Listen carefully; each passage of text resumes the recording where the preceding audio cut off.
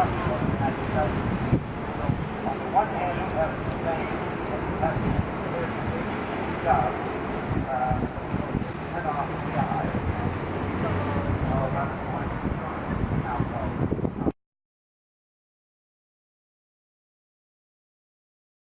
of. Oh, come on, James. Just talk. Try the other one. Hello? There we go. Yay! We can hear you. Hello. Today, instead of writing a nice long speech to read, I decided to kind of just talk today. They wanted me to talk about my experience with the eviction on November 11th, which was a very interesting day for a lot of us. For myself, I've been going around day to day kind of trying to film everything that we were doing down here, trying to bring the videos to the online source and social media networks, so people around the world can actually take part and watch what we were doing.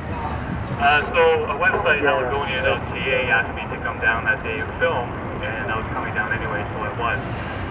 And when I got down there, I was quite surprised to see a lot of police officers. There was a lot of police officers. There was like 50 of them, I think, after I counted. And the problem is that we were there to fight political injustice, corruption in the government and the corporations and all that. We weren't there to fight the police. We weren't there to break the laws intentionally or anything like that. Most of us were there for pure reasons and weren't there to fight anybody. However, the police seemed to have it in their mind that day that we were there to fight them and to stand up to them, which some of us ended up doing. Now, when you look at the videos and you look at what happens, I think the reasons why what happened that day was strictly because a lot of us are very tired of being pushed around. A lot of us are very tired of having people walk over us and treat us like second-class citizens. I myself have come from a very battered past. I don't put up with nothing anymore. I'm tired of it. And a lot of people who were there that day were also very tired of it. And having their stuff trampled on, taken, ripped apart, some of that was all that they had. And that was, the last straw for a lot of them. And for myself, when I was arrested,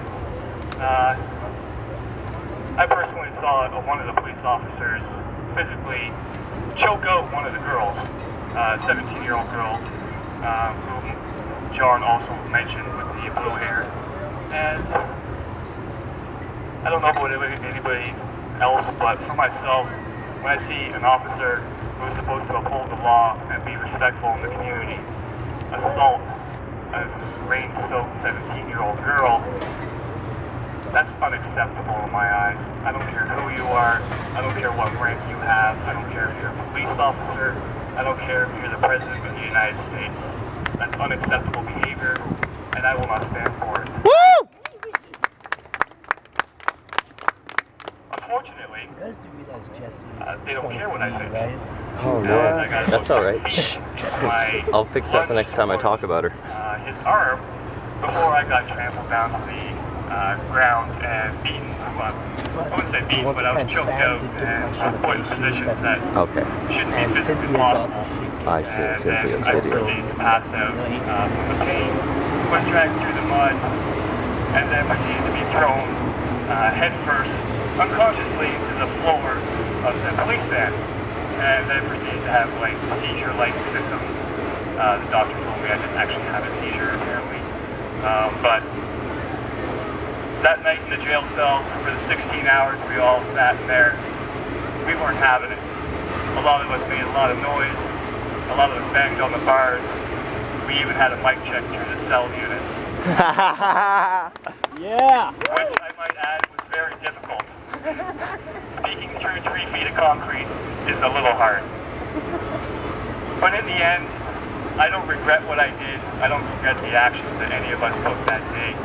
If I was given the opportunity to do it again, I would probably do more. I wouldn't have let it go on as long as it did.